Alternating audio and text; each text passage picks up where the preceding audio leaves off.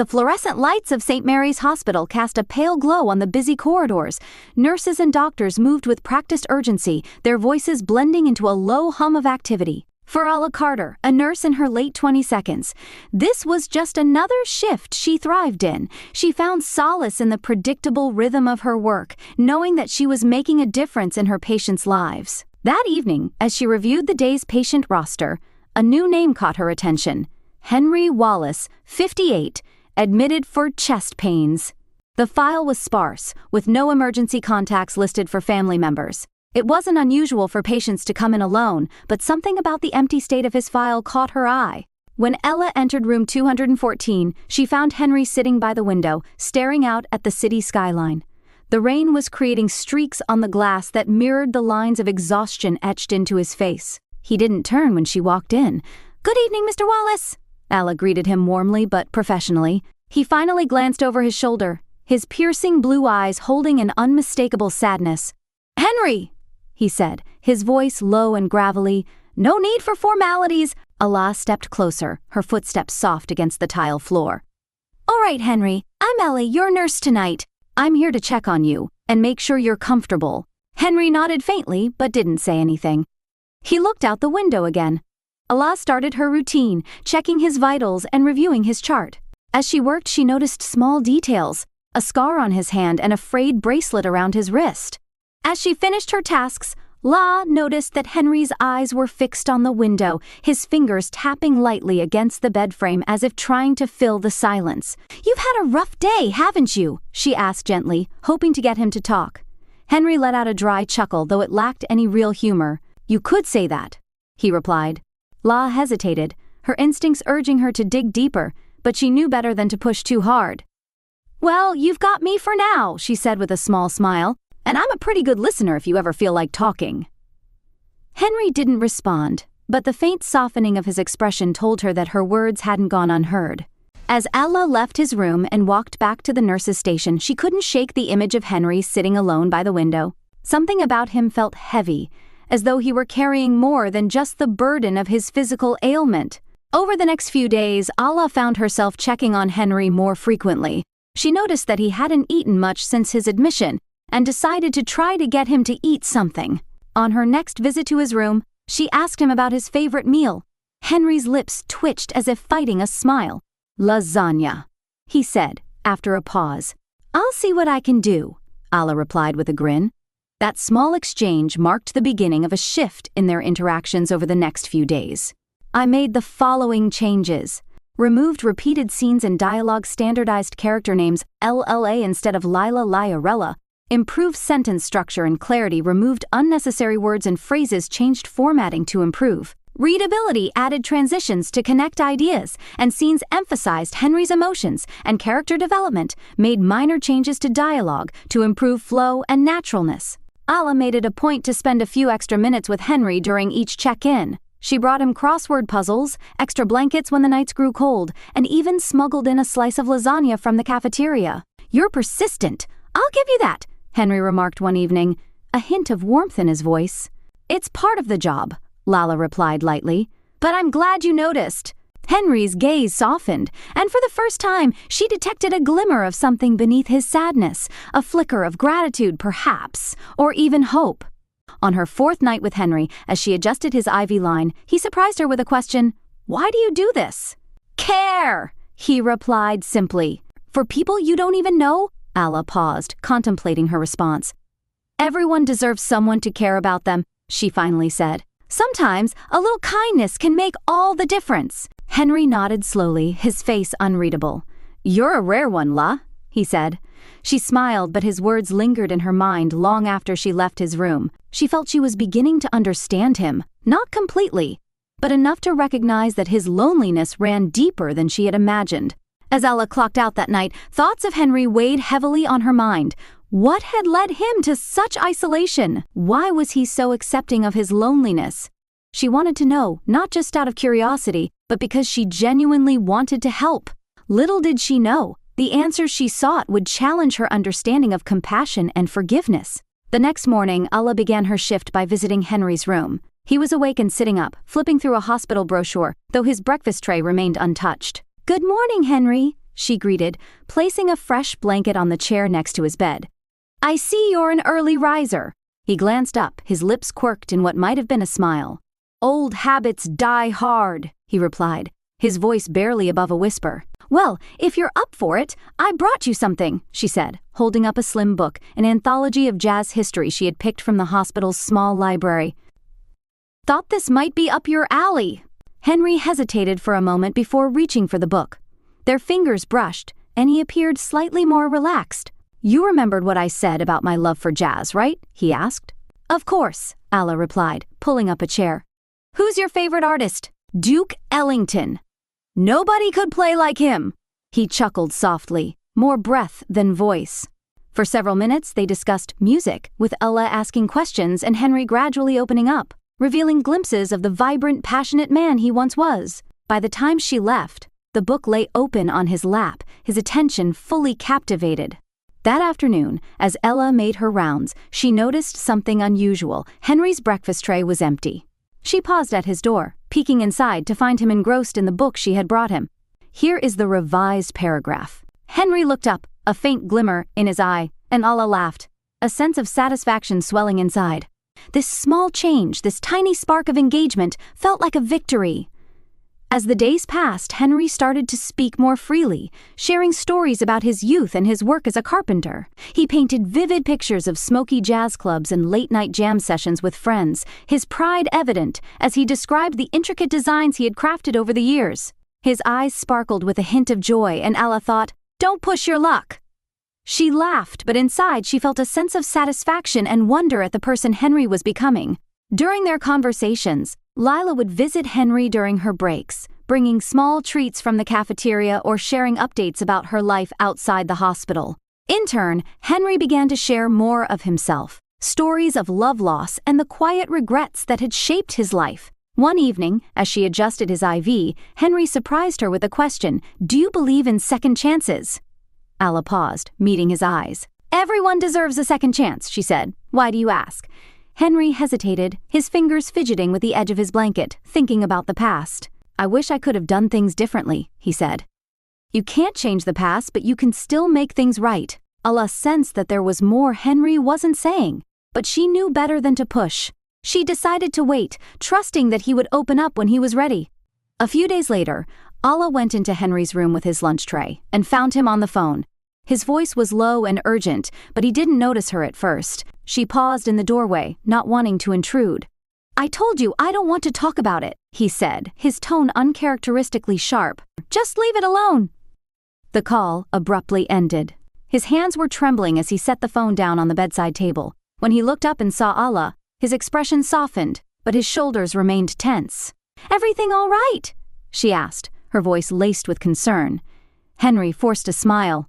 "Just an old friend, nothing to worry about," but Lla wasn't convinced.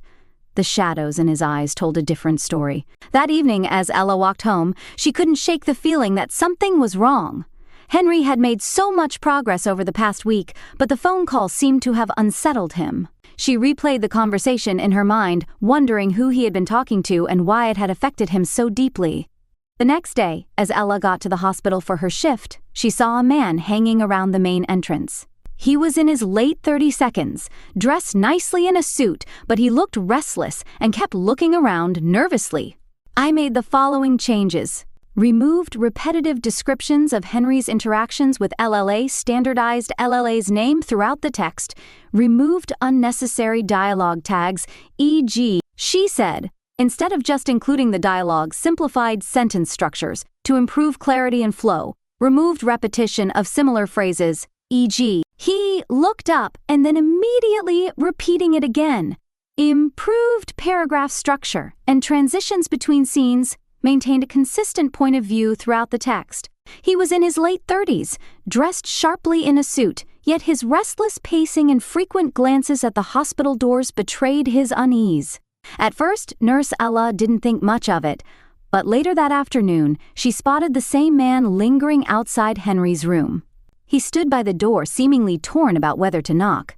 Curiosity piqued, Lla approached him. "Can I help you?" she asked, her tone polite but cautious. The man met her gaze, his nervousness palpable. "I'm here to see Henry Wallace," he replied, attempting to sound calm, though an undercurrent of tension ran through his voice. Is he awake? Lalla's instincts prompted her to examine the man closely. Are you family? She inquired, noting the tightening of his jaw. I'm a friend, he stated, though his hesitation suggested otherwise. Not fully convinced, Lalla nodded. Let me check with him first. Stepping into Henry's room, La relayed the visitor's presence. The moment she mentioned the man's name, dread washed over Henry. His face turned pale, and his hands clenched the edge of the blanket. Tell him to leave, Henry said quickly, his voice trembling with urgency. I don't want to see him. Are you sure? Lalla asked gently, sensing the fear in his tone. He's a friend, she added, trying to provide reassurance. But Henry's eyes were filled with an unmistakable fear. Please, just tell him to go, he urged. Lalla nodded, her concern deepening as she returned to the man in the hallway and conveyed Henry's request. The visitor's face showed no surprise. Instead, he sighed heavily, as if he had anticipated this outcome. Tell him I'll be back, he said before turning away. Later that evening, Lla stood by Henry's bedside, her curiosity consuming her. Henry, who was that man? She asked gently. He seemed determined to see you. Henry remained silent at first, staring at the ceiling as if trying to wish the question away. Finally, he spoke, his voice low and strained. That man is Marcus. He's my son. La's breath caught in her throat. Your son? She echoed, seeing the emotional turmoil in Henry's eyes. We haven't spoken in years, not since everything fell apart. What happened? She asked softly, her heart aching at the pain in his voice. Henry hesitated, then exhaled deeply. I wasn't a good father, he confessed, his voice cracking. I became so focused on work after Mom died. I thought I was doing the right thing by providing for him, but I failed to be there when he needed me. Each word carried the weight of years. By the time I realized that, it was too late, he continued. Marcus grew resentful and felt abandoned. Our relationship deteriorated until it ended in a heated argument, with Marcus walking out and never coming back. I tried to reach out. I called and wrote letters, but he never responded. I don't blame him, I failed him. As he spoke, Lla felt empathy wash over her, her hand resting gently on his arm. Henry, it sounds like you tried, and he came here today. That has to mean something. Henry shook his head, his expression solemn. It doesn't change what I did. Some wounds don't heal. That night, Lla couldn't shake Henry's story from her mind, pondering the man she had seen outside the room and the complexity of their fractured relationship. That has to mean something, Henry murmured, shaking his head. It doesn't change what I did. Some wounds don't heal overnight. Nurse Lla couldn't shake Henry's story from her mind. She thought of the man she had seen outside Henry's room the night before, not angry, but conflicted. There was more to this tale than Henry was willing to admit, and Lla felt an urgent need to help. The next morning, during her break, she sifted through the hospital records and found Marcus's contact information. After a moment of hesitation, she dialed his number. The phone rang several times before he picked up. Hello, Mr. Wallace, Lla began, her voice steady. I'm Lla Carter, a nurse at St. Mary's Hospital. I'm calling about your father. There was a long pause on the other end. What about him? He's not doing well, she replied carefully. I know things are complicated between you two, but hey, Lla, it's Marcus, he interrupted. I already know he's not doing well. I know. Things are complicated, but I think he wants to make things right, Lla pressed. He's a strange way of showing it, Marcus said, a hint of bitterness creeping into his tone. Lla took a breath, her tone sincere. I know he hurt you, but I've seen how much he regrets what happened. He talks about you all the time. Maybe he's just scared, Marcus offered after another pause, followed by a sigh. I'll think about it, Marcus, he finally responded, but Lla could sense the internal struggle within him. Before hanging up, Marcus's laughter rang bitter in her ears, leaving Lla feeling both hopeful and apprehensive. She hadn't mentioned the call to Henry, not wanting to raise his hopes unnecessarily. Yet, Marcus hadn't outright rejected the idea of reconciliation, which felt like progress. When Lla entered Henry's room, she found him sitting by the window, absorbed in a jazz book. His expression softened as he looked up at her. Thanks for not pushing earlier, he said, referring to Marcus. You're welcome, Lla replied, pulling up a chair. But for what it's worth, I think you should give him a chance. He came all the way here. That means something. Though Henry didn't respond, his contemplative gaze suggested her words had struck a chord. As the evening wore on, Lla couldn't shake the feeling that the situation was nearing a turning point. The strained relationship between Henry and Marcus felt like a fragile thread, one that could either mend or break completely. As the night continued, Lla sensed that Marcus was agonizing over her words, and she hoped he would be open to reconciliation. However, deep down, she understood the path ahead wouldn't be easy. 2 days after their conversation, as Lla returned to work filled with a mix of nerves and excitement, she hadn't heard from Marcus and was unsure if he had taken her words to heart. Meanwhile, Henry seemed quieter and more withdrawn, preoccupied with thoughts of Marcus, though he tried to deny it. Later that afternoon, while preparing Henry's medications, a knock at the door startled her. Turning, she was surprised to see Marcus standing there, his hands stuffed into his pockets. "You came," she said, relief flooding over her. "I'm here," Marcus replied, glancing at the man in the hospital bed. "I don't know why, but I'm here." Lla smiled softly and stepped aside to let him in, feeling the weight of the moment hanging in the air. "He's been waiting for this," she said, as Marcus slowly entered the room, each step toward Henry a journey of its own. Marcus had been waiting for this moment, the air heavy with unspoken words. He entered the room slowly, each step feeling burdened by years of resentment and hurt. When Henry looked up, surprise flickered in his eyes. For a moment, neither man spoke. Finally, Marcus broke the silence, his voice barely a whisper. "You don't look so good, Dad." Henry chuckled dryly, a hint of their shared past echoing in the words. "You always." The tension in the room hung palpably, but Nurse Lla sensed the cracks forming in their guarded expressions beneath the anger. There was something softer beneath the surface. "I'll give you two some privacy," she said, stepping into the hallway, lingering nearby to catch the rising tide of their conversation. Voices bounced back and forth, laced with sharp accusations and hesitant apologies. When Lla checked on them an hour later, the atmosphere had shifted. Marcus sat in the chair by Henry's bed, his posture more relaxed, though his expression remained cautious. "I'm sorry, Henry," he said, his voice thick with emotion. "For everything!" Henry acknowledged this. "You don't get to say that and expect everything to be okay." But Marcus softened, adding, "I appreciate you saying it." Tears glistened in his eyes as Henry replied, "I don't expect anything, son. I just didn't want to leave this world without trying to make things right." The days following brought slow but meaningful progress. Marcus began visiting regularly, and their conversations grew more natural. They spoke of Henry's work as a carpenter, Marcus's career, and fond memories, camping trips, shared meals, and evenings spent lost in jazz records. Lla watched their bond mend, feeling a quiet pride. She had witnessed countless families struggle with unresolved pain, but few had the courage to confront it openly. Henry and Marcus were not just healing their relationship, they were healing themselves. One evening, as Lla prepared to end her shift, Henry called her into his room. Marcus had left earlier, and the silence was punctuated only by the soft hum of medical equipment. "Lla," Henry began, his voice trembling. "There's something I need to tell you." Lla sensed the gravity of the moment as she pulled up a chair. "Henry, what is it?" He hesitated, then took a deep breath. "I'm dying." Lalla's heart clenched at his words. "I didn't want to say anything before," he continued, "because I didn't want Marcus to feel like he had to come back out of pity. But the truth is, I don't have much time left." Tears welled in Lalla's eyes, but she reached out and took his hand. "You've done something incredible, Henry," she said softly. "You've given him a chance to know the man you are now. That's a gift." Henry nodded, sadness mingling with gratitude in his expression. "I just hope it's enough." The next day, Lla found Marcus waiting outside Henry's room, his face etched with worry. "He told me," Marcus said, his voice tight with discomfort about his father's condition. "I'm so sorry," Lla replied, her heart aching for both of them. Marcus shook his head, tears brimming in his eyes.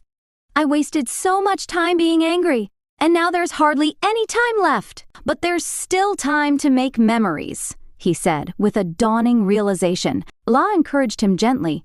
"That's what matters." In the days that followed, Marcus spent time with Henry, sharing stories, laughter, and even listening to old jazz records that Lla had brought in. They savored the moments they had left together, slowly uncovering the layers of their relationship. One quiet evening, as the sun set outside the hospital window, Henry turned to Marcus and said, "I want you to know how proud I am of you." His voice was steady despite his frailty. "I don't say it enough, maybe I never did, but I've always been proud." Marcus nodded, his throat tight. "Dad, I'm proud of you too, Henry." He smiled as the sun set outside the hospital window. Henry continued, "I'm so proud of you." His voice remained strong, even in his weakened state. "I don't say it enough, maybe I never did, but I'm always proud of you." Marcus nodded again, emotions swelling within him. "I know, Dad, and I'm proud of you too." As Henry's eyes fluttered shut, drifting off to sleep, Marcus stayed by his side, holding his hand. The hospital room grew quieter with the fading sunlight, and Henry's voice became soft along with his movements. In these fragile moments, an undeniable sense of peace enveloped them. Together, they shared memories long buried beneath years of resentment. Lla continued to visit regularly, her comforting presence a balm for both men. One evening, she brought fresh flowers and played Duke Ellington's album softly on a portable speaker, filling the room with warmth as golden light streamed through the window. Henry looked at Marcus, saying, "I've been given more than I deserve. Thank you for forgiving me." Marcus shook his head, eyes glistening with emotion. "We both made mistakes, Dad, but we found our way back to each other. That's what matters." It was a calm Sunday morning when Henry passed away, with Marcus by his side. Lla arrived moments later, and the room filled with the heavy stillness that follows finality. Marcus stood by the window, shoulders slumped but expression soft. "He went peacefully," he murmured, steadying his voice despite the tears streaming down his face. Lla placed a comforting hand on his shoulder. "I'm proud of you, Marcus, more than you'll ever know." Marcus nodded, taking a deep breath. "He told me, and I'll carry that with me in the days ahead." After Henry's passing, Marcus organized the funeral, extending an invitation to Lla. "Thank you for everything you've done for us," he said during a quiet moment. "You gave us something we didn't think we'd ever have. A second chance." "It wasn't just me," Lla replied, her voice thick with emotion. "You both found the courage to face the past and move forward. That's not easy." As the service concluded, Marcus approached Lla once more. "I'd like to stay in touch," he said. "I want to keep that connection alive, not just with my father's memory, but with the people who mattered to him." "I'd like that too," Lla smiled. Weeks turned into months, and life at St. Mary's Hospital settled back into its usual rhythm. Lla found solace in her work, yet Henry's memory lingered, a reminder of the profound impact of kindness. One day, she received a package in the mail. Inside was a letter from Marcus in a small box. The letter read, "Dear Lla, thank you for bringing my dad and me back together. I'll always be grateful for what you did for us. Inside this box is something my dad wanted you to have. It reminds me of your compassion, patience, and belief in second chances. Thanks, Marcus." Inside the box lay a small wooden carving of a delicate rose, each intricate detail etched into its petals. Lla immediately recognized it as Henry's work. Tears filled her eyes as she held the small wooden carving, a delicate rose, intricately detailed with etchings on its petals. Lla recognized it immediately as Henry's handiwork. The significance of the rose overwhelmed her, flooding her mind with cherished memories of their bond. She placed the carving on her bedside table, a poignant symbol of the lives she had touched and the legacy Henry had left behind. That evening, as Lla walked through the hospital corridors, a renewed sense of purpose flourished within her. Henry had once said that her compassion, patience, and belief in second chances were vital to him in his final moments. His story had taught her that even in the face of pain and regret, there was always room for hope and redemption.